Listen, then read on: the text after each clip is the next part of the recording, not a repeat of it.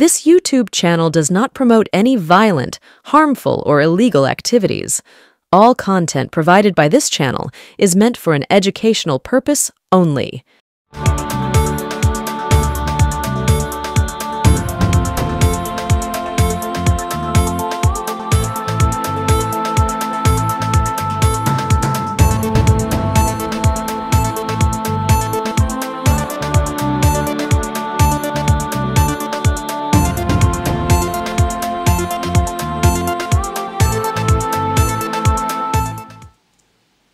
নমস্কার আদাব, আমি আপনাদের প্রবীর বিশ্বাস। আপনারা দেখতে শুরু করেছেন প্রত্যেক দিনের অভ্যেস মতো বিশ্বজোড়া বাঙালির আওয়াজ এনকে ডিজিটালের প্রভাতী অনুষ্ঠান ভোটের আওয়াজ। গতকাল সকালবেলা প্রভাতী অনুষ্ঠানেই আমরা কিন্তু দেখিয়েছিলাম যে হয়ে যাওয়া পঞ্চম দফার নির্বাচনে পশ্চিমবাংলার আসনগুলিতে একদম প্রিসাইজলি দেখিয়েছিলাম কারা কোন আসনে এগিয়ে আছেন, কারা কোন আসনে পিছিয়ে আছেন। আপনাদের মধ্যে বহু দর্শক শেষ পর্যন্ত অনুষ্ঠানটা না দেখার ফলে আমাকে অনেকেই ফোন করেছেন, মেসেজ করেছেন, কি হলো দাদা, শেষ পর্যন্ত কি হবে, কোন আসনে কারা এগিয়ে। আপনারা কিন্তু পুরোটা দেখেননি। এনকে ডিজিটালের অনুষ্ঠান পুরোটা না দেখলে পুরোটা বোঝাও সম্ভব না, জানাও সম্ভব না। অর্ধেক দেখে এই রকম ধরনের যদি ফোন কল আপনারা করেন তাতে কিন্তু আমাদের খারাপটাই বেশি লাগে ভালো লাগার তুলনায়। যাই হোক, আমরা আজকে আলোচনা করব ষষ্ঠ দফার ভোট নিয়ে। ষষ্ঠ দফার ভোট হতে চলেছে আগামী 25শে মে। আমাদের পশ্চিমবাংলায় এই ষষ্ঠ দফায় ভোট গ্রহণ হবে তমলুক, কাঁথি, ঘাটাল, ঝাড়গ্রাম, মেদিনীপুর, পুরুলিয়া, বাঁকুড়া এবং বিষ্ণুপুর, এই 8টি আসনে। আমরা প্রত্যেকটি আসনে ধরে ধরে আজকে একটু দেখার চেষ্টা করব যে প্রত্যেকটি আসনে শেষ মুহূর্তে কারা এগিয়ে কারা পিছিয়ে। কারণ আজকের এই অনুষ্ঠানের পর আমি নিজে বেরিয়ে যাব আরও একবার তমলুক, ঘাটাল এবং কাঁথিতে, এবং সেখানকার একদম শেষতম খবর তুলে আনবো। হয়তো সেটা আগামীকাল বা পরশু আপনারা দেখতে পাবেন। কিন্তু এখনো পর্যন্ত, এই মুহূর্ত পর্যন্ত, আজ সকাল পর্যন্ত আমাদের কাছে যা তথ্য আছে, কারা কোথায় এগিয়ে কারা কোথায় পিছিয়ে পড়েছে, কারা হাড্ডাহাড্ডি ফাইট দেবে, সেটা নিয়ে কিন্তু আজকে একটা প্রিসাইজলি আলোচনা করব। আর আবার বলছি, যারা পঞ্চম দফার ভোটের পর কি হয়েছে, পশ্চিমবাংলায় কি হতে চলেছে, সেটা যারা দেখেননি তারা গতকাল সকালের ভিডিওটি দেখে নিন। প্রচুর মানুষ দেখেছেন। একটা দিনের মধ্যে বলবো না, প্রায় 12 ঘন্টার মধ্যে 1,20,000 মানুষ দেখে ফেলেছেন। আপনি যদি না দেখে থাকেন আরও একবার দেখে নিন। যাই হোক, আমরা আজকে প্রথমেই আসবো তমলুক আসনে। তমলুক আসনটি কিন্তু বেশ পপুলার হয়েছে সারা পশ্চিমবাংলায়। কারণ একটাই, এখানে প্রতিদ্বন্দ্বিতা করছে তৃণমূলের তরুণ প্রার্থী দেবাংশু ভট্টাচার্য, এবং তার বিরুদ্ধে প্রতিদ্বন্দ্বিতা করছেন সদ্য একদম বিচারপতির আসন থেকে নেমে আসা অভিজিৎ গাঙ্গুলি। এই আসনটি আমরা প্রথম থেকেই দেখিয়ে আসছি, এই আসনটি কিন্তু এগিয়েছিল ভারতীয় জনতা পার্টি। কারণ এই আসনটিকে অধিকারী পরিবার অর্থাৎ শুভেন্দুর পরিবারের গড় বলা হয়। এখান থেকে শুভেন্দুর মনোনীত প্রার্থীরাই বারবার জিতেছে, এটা আমরা দেখেছি।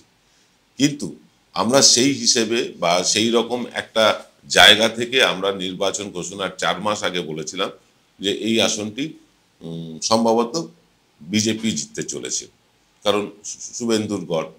কিন্তু যত দিন গিয়েছে শুভেন্দুর গড় কিন্তু ধীরে ধীরে এখানে ধসে যেতে শুরু করেছে। একদম দায়িত্ব নিয়ে বলছি, শুভেন্দুর সেই কারিশমা আর নেই। প্রচুর টাকা পয়সা ছড়ানো হচ্ছে, ক্লাবগুলোকে পয়সা দেওয়া হচ্ছে, মদ মাংসের আসর বসছে, সব খবর আছে। কিন্তু তারপরেও আলটিমেটলি দিনের শেষে ভোট দেন কিন্তু সাধারণ মানুষ। সাধারণ মানুষ যদি নির্বিঘ্নে ভোট দিতে পারেন, বিশেষ করে ময়না বিধানসভায়, তাহলে কিন্তু ফল অন্যরকম হতে পারে। আমরা একবার চট করে দেখে নিই এই তমলুক আসনের কি অবস্থান, একবার দেখে নিই আমরা।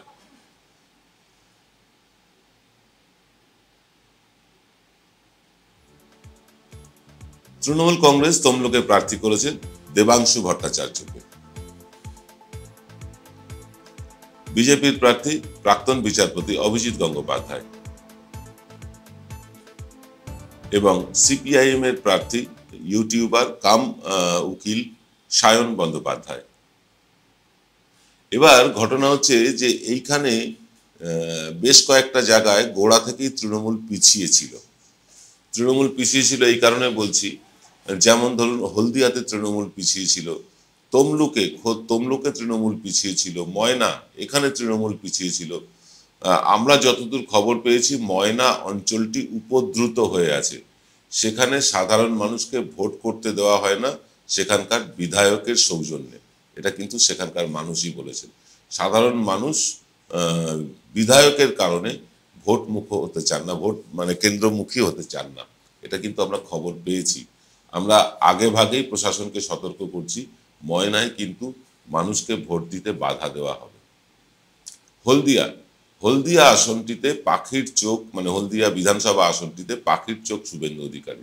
এখানে প্রচুর কলকারখানা আছে এবং এই কলকারখানা থেকে বিস্তর অভিযোগ অধিকারী পরিবারের বিরুদ্ধে যে এই কলকারখানাকে নিয়ন্ত্রণ করার চেষ্টা করা হয় অধিকারী পরিবারের পক্ষ থেকে, এবং কিছু কিছু ক্ষেত্রে অনেক অনৈতিক লেনদেনের কথাও শোনা যায়।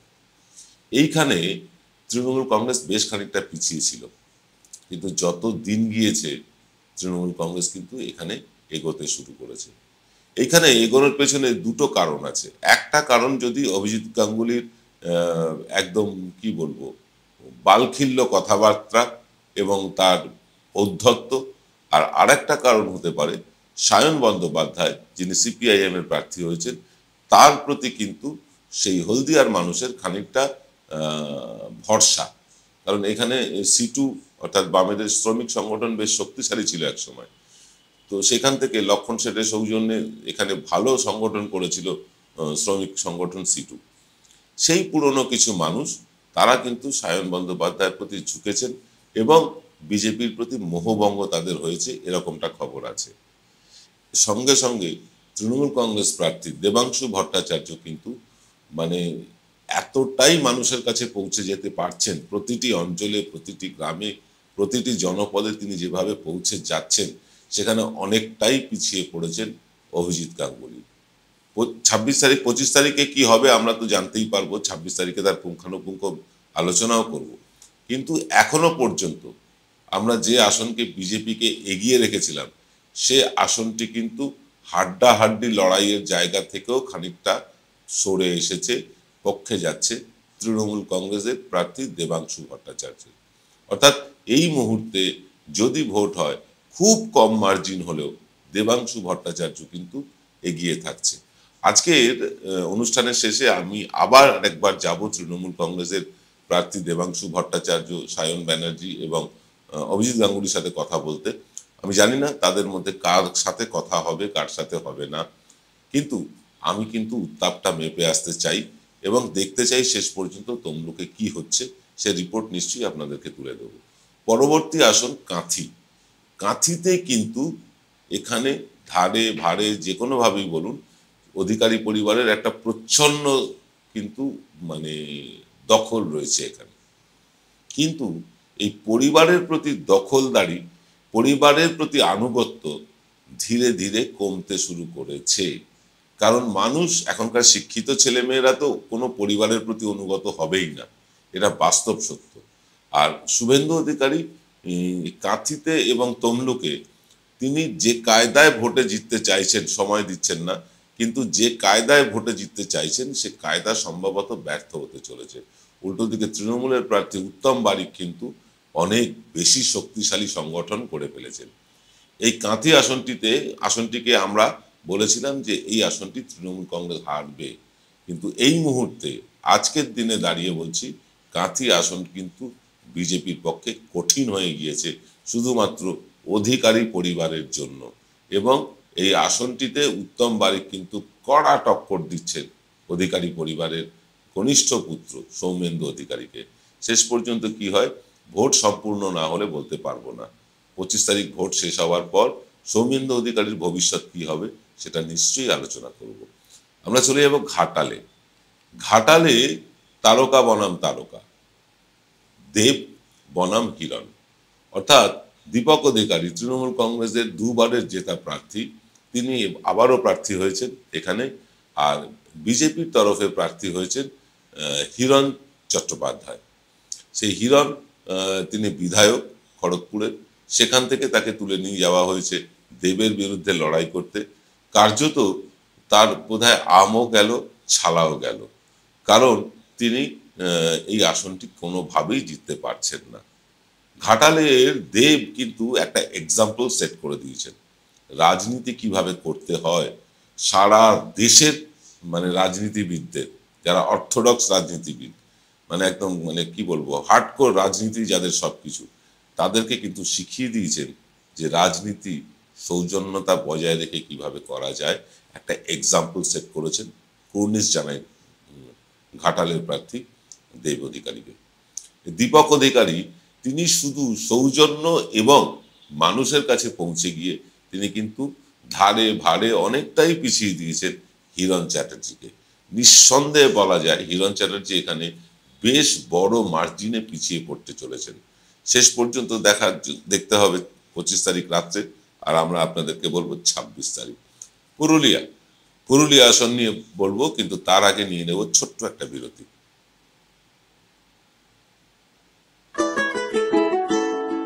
সেরাই যখন হাতের কাছে অন্যটা কেনই বা কিনি, আজ বাঙালির ঘরে ঘরে একটাই নাম সুন্দরিনী।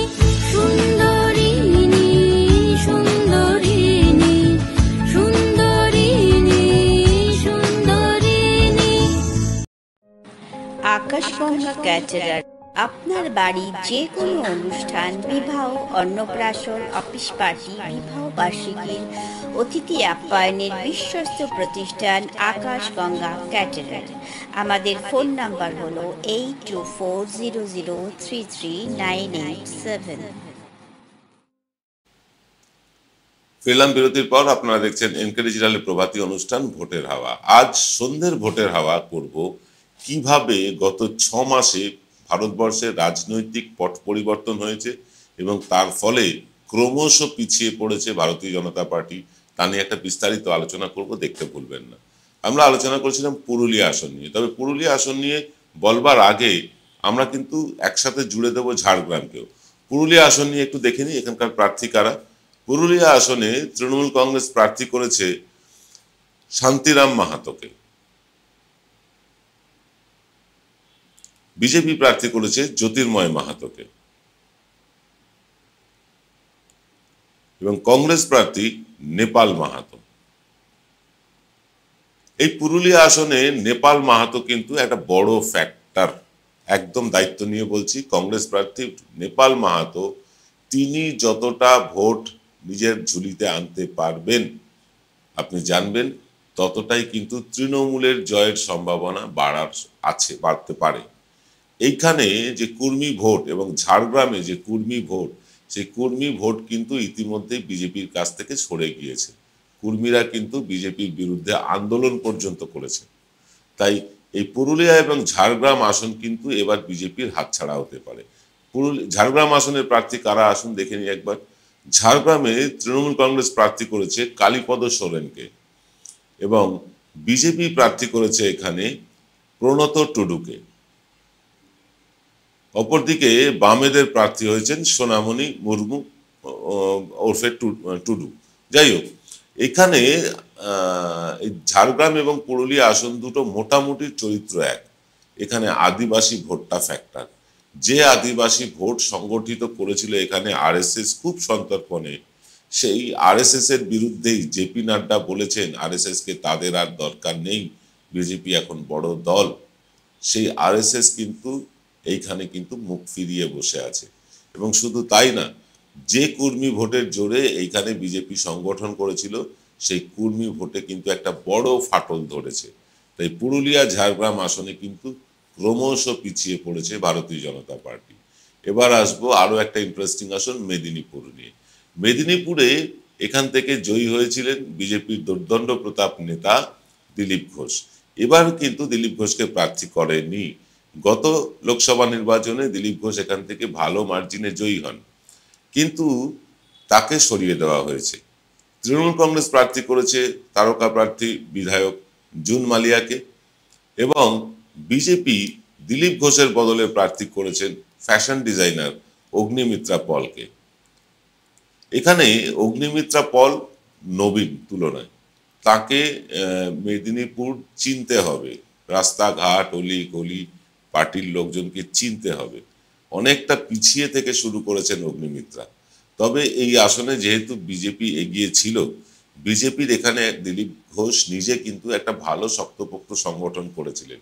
দিলীপ ঘোষকে বর্ধমান দুর্গাপুর আসনে পাঠিয়ে দেওয়ায় দিলীপ ঘোষের অনুগামীরা কিন্তু বেশ বিরক্ত, বেশ বীতশ্রদ্ধ তাদের দলের প্রতি। তাদের একাংশ কিন্তু বসে গিয়েছে, একাংশ না, একটা বড় অংশ কিন্তু মেদিনীপুরে দিলীপ ঘোষ গোষ্ঠীর লোকজন তারা বসে গিয়েছে। ফলে এই আসনটা কিন্তু নিশ্চিত আসনটা বিজেপি নিজেই কঠিন করে দিয়েছে তাদের প্রার্থী অগ্নিমিত্রা পলের জন্য। অগ্নিমিত্রা পল জিতবেন না জুন মালিয়া জিতবেন এই মুহূর্তে বলা সম্ভব হচ্ছে না, কিন্তু এটা ঠিক জেতা আসনকে দিলীপ ঘোষকে সরিয়ে দিয়ে বিজেপি তাদের পায়ে কুড়ুল মেরেছে। এবং শুধু তাই না, এই আসনটি যদি বিজেপি হেরে যায় তাহলে দিলীপ ঘোষের জয় জয়কার কিন্তু সারা বাংলায় শুরু হবে এবং বিজেপির কেন্দ্রীয় নেতৃত্ব বুঝতে শুরু করবে যে পশ্চিমবাংলায় যদি দক্ষ সংগঠক বলে কেউ থেকে থাকেন বিজেপির, তিনি দিলীপ ঘোষ ছাড়া আর কেউ না। সুকান্ত মজুমদার বা শুভেন্দু অধিকারীদের দিয়ে সংগঠন হবে না। যাই হোক, আমরা চলে যাব বাঁকুড়া আসন। বাঁকুড়া আসনটাও কিন্তু বিজেপির জেতা আসন। এই আসনে মানে কারা প্রার্থী হয়েছে আমরা একবার দেখে নিতে চাই। এই আসনে তৃণমূল কংগ্রেস প্রার্থী করেছে অরূপ চক্রবর্তীকে। তৃণমূল কংগ্রেস প্রার্থী করেছে অরূপ চক্রবর্তীকে, বিজেপি প্রার্থী করেছে তাদের পুরনো জয়ী প্রার্থী সুভাষ সরকারকে এবং সিপিআইএম এর প্রার্থী নীলাঞ্জন দাশগুপ্ত। এইটা বিজেপির জেতা আসন এবং এই জেতা আসনের জেতা সাংসদ সুভাষ সরকার, তাকেই কিন্তু প্রতিটি জায়গায় প্রচার করতে গিয়ে বিজেপিরই বাধার সম্মুখীন হতে হচ্ছে। আপনারা এর আগে দেখেছেন নিশ্চয়ই যে এই সুভাষ সরকারকে বিজেপির পার্টি অফিসে তালা বন্ধ করে রেখেছিল বিজেপি কর্মীরাই। এরকম জায়গায় জায়গায় সুভাষ সরকারের বিরুদ্ধে কিন্তু বিরাট ক্ষোভ। এই ক্ষোভটাকে কতটা এনক্যাশ করতে পারবে তৃণমূল কংগ্রেস বা বামেরা, কতটা নিজেদের ঝুলিতে নিজেদের ভোট ফেরাতে পারবে, এখানে বড় একটা বাম ভোট চলে গিয়েছিল বিজেপিতে। সেই ভোট কতটা নীলাঞ্জন দাশগুপ্ত নিজের ঝুলিতে আনতে পারছেন তার উপরে কিন্তু এই আসনের ফলাফল নির্ধারণ হবে। এবং আপনাদেরকে বলি, ভোটের দিন ভোট আমাদের নিশ্চয়ই নজর থাকবে বাঁকুড়ায়। আমাদের প্রতিনিধিও উপস্থিত থাকবেন বাঁকুড়ার 7টি বিধানসভাতেই। এবং আপনাদেরকে বলি, বাঁকুড়ার এই 7টি বিধানসভা থেকে আমরা যে রিপোর্ট পাবো যে মানুষ বামেদের ভোট বামেরা পেল কিনা, বিজেপির ভোট কতটা ছিটকে গেল সুভাষ সরকারের কাছ থেকে, তৃণমূল কতটা সংগঠিতভাবে ভোট করতে পারলো, তার উপর কিন্তু সবটা জানা যাবে। এই মুহূর্তে বলা যায় এই জেতা আসনটাও কিন্তু সুভাষ সরকারকে প্রার্থী করে বিজেপি কঠিন করে দিয়েছে। আমরা চলে আসব আজকের শেষ আসন বিষ্ণুপুরে। বিষ্ণুপুর আসনটি বিজেপির জেতা আসন, সৌমিত্র খান এখান থেকে জিতেছিলেন। এইখানে প্রার্থী সৌমিত্র খান ছাড়াও তৃণমূল কংগ্রেস এখানে প্রার্থী করেছেন তারই প্রাক্তন স্ত্রী সুজাতা মণ্ডলকে। আর বিজেপির প্রার্থী আপনারা জানেন এখানে সৌমিত্র খানই আছেন। এছাড়াও এখানে জোটের প্রার্থী সিপিআইএম প্রার্থী শীতল কৈবর্ত। এখানে লড়াই মোটামুটি দ্বিমুখী লড়াই, মানে তৃণমূল বনাম বিজেপি, অর্থাৎ প্রাক্তন স্ত্রী বনাম প্রাক্তন স্বামী। এবার ঘটনা হচ্ছে, প্রাক্তন স্বামী তিনি জয়ী সাংসদ। তিনি কিভাবে জয়ী হয়েছিলেন? গত লোকসভা নির্বাচনে তিনি তার কেন্দ্রে ঢুকতেই পারেননি প্রচারের জন্য। তার হয়ে ব্যাট করেছিলেন তাঁরই প্রাক্তন স্ত্রী এই সুজাতা মণ্ডল। সুজাতা মণ্ডল তার হয়ে কিন্তু নির্নিমেষ প্রচার, মানে একদম কি বলবো, এক্সটেন্সিভ প্রচার করেছিলেন। মানুষের বাড়িতে বাড়িতে পৌঁছে গিয়েছিলেন, মানুষের দরজায় দরজায় গিয়ে ভোট প্রার্থনা করে তিনি তার প্রাক্তন স্বামীকে এখান থেকে জয়ী করেছিলেন। ফলে এইখানে সৌমিত্র খান ঢুকতে না পারলেও তার জয়টা সহজ হয়েছিল তার প্রাক্তন স্ত্রী সুজাতা মণ্ডলের জন্য। যদিও পরে তিনি সেটা অস্বীকার করেন, কিন্তু রাজ্যের মানুষ, দেশের মানুষ তা ভোলেননি। এইবার সেখানে সুজাতা মণ্ডলই তৃণমূল কংগ্রেসের প্রার্থী হয়েছেন এবং প্রার্থী হয়ে তার প্রথম অ্যাডভান্টেজ হচ্ছে কারণ তিনি এই অঞ্চলের প্রতিটা অলি গলি বিগত লোকসভা নির্বাচনে ঘুরেছেন এবং তার অলি গলি, সেখানকার নারী নক্ষত্র সব তার পরিচিত, এবং পরিচিত শুধু না, এখানকার মানুষজনের সাথেও তার সদ্ভাবটা দেখতে পাচ্ছি। আমাদের ধারণা এই আসনটিতে সৌমিত্র খান এগিয়ে থাকবেন সবকিছুর পরেও। সুজাতা মণ্ডল হয়তো খানিকটা পিছিয়ে আছেন এই বিষ্ণুপুর আসনে, কিন্তু আমরা বিষ্ণুপুরে যেতে চলেছি, দু একদিনের মধ্যেই বিষ্ণুপুর যাব। সেখান থেকে শেষতম খবরটা তুলে এনে আপনাদের কাছে দিতে পারবো যে শেষ পর্যন্ত বিষ্ণুপুরে প্রাক্তন স্বামী জিততে চলেছেন নাকি প্রাক্তন স্ত্রী। তবে এখনো পর্যন্ত পাল্লা ভারী সৌমিত্র খানের। দেখা যাক কি হয়। আগামী 25 তারিখ নির্বাচনের পর আবার আপনাদের সাথে এই কটা আসন নিয়েই বসবো, যে কি হতে চলেছে বা কি হতে পারে, কে এগিয়ে আছেন কে পিছিয়ে আছেন, সেটা নিয়ে নিশ্চয়ই একটা পুঙ্খানুপুঙ্খ আলোচনা করব। আর রাতের অনুষ্ঠানটা দেখতে ভুলবেন না। এই গত 6 মাসে যে রাজনৈতিক পট পরিবর্তন হয়ে গিয়েছে সারা ভারতবর্ষে, কিভাবে ধীরে ধীরে ধীরে ধীরে বিজেপির পায়ের তলার মাটি সরেছে, তার একটা পুঙ্খানুপুঙ্খ আলোচনা করব। আপনাদের অনুরোধ করি আপনারা মান্থলি সাবস্ক্রাইব করে আমাদের পাশে থাকুন। মান্থলি সাবস্ক্রিপশন করতে হলে আমাদেরকে 9830075869 এই নাম্বারে প্রতি মাসে 100 বা তার বেশি অ্যামাউন্ট পাঠাতে হবে। এই যদি আপনি মান্থলি সাবস্ক্রিপশন নিয়ে নেন, আমরা আপনাকে আমাদের হোয়াটসঅ্যাপ গ্রুপে যুক্ত করে নেব। 2টি হোয়াটসঅ্যাপ গ্রুপ আছে। একটিতে আপনি আমাদের পরামর্শ দিতে পারেন, কোন বিষয়ে অনুষ্ঠান করতে মানে আপনি দেখতে চান বা আমরা করতে পারি। আর আরেকটি হচ্ছে ওপেন ফোরাম, সেখানে আপনি যেমন খুশি মন্তব্য করতে পারেন, আপনার রাজনৈতিক বিশ্বাস আস্থা সব কিছু বলতে পারেন। তো এই 2টি হোয়াটসঅ্যাপ গ্রুপে আপনাকে আমরা জয়েন করিয়ে নেব, তবে 1 তারিখের পর থেকে। নির্বাচন নিয়ে ব্যস্ত আছি, তাই কাউকে আমরা নতুন করে হোয়াটসঅ্যাপ গ্রুপে যুক্ত করতে পারছি না, কিন্তু 1 তারিখের পর থেকে আমরা আবার যুক্ত করা শুরু করব। আপনারা আমাদেরকে সাহায্য করতে হলে 9830075869 নাম্বারে গুগল পে, ফোনপে, জিপে ইত্যাদি করতে পারেন, অথবা এই নাম্বারেই ফোন করে জেনে নিতে পারেন আমাদের ব্যাংকের তথ্য। সেখান থেকে আপনারা ব্যাংকের মাধ্যমে পাঠাতে পারেন। বিজ্ঞাপন দিতে হলেও এই নাম্বারটিতেও ফোন করে আমাদের জানাতে পারেন। তবে সকাল 10টা থেকে 2টোর মধ্যে যা ফোন করা করবেন, তারপরে ফোন ধরা একটু অসম্ভব হয়ে যায়, মার্জনা করবেন। যাকে আজকের অনুষ্ঠান এখানেই শেষ করছি। দেখা হবে আজ রাত 9টায় বিশেষ অনুষ্ঠান, বিজেপির পায়ের তলা থেকে কিভাবে মাটি সরছে তাই নিয়ে। নমস্কার।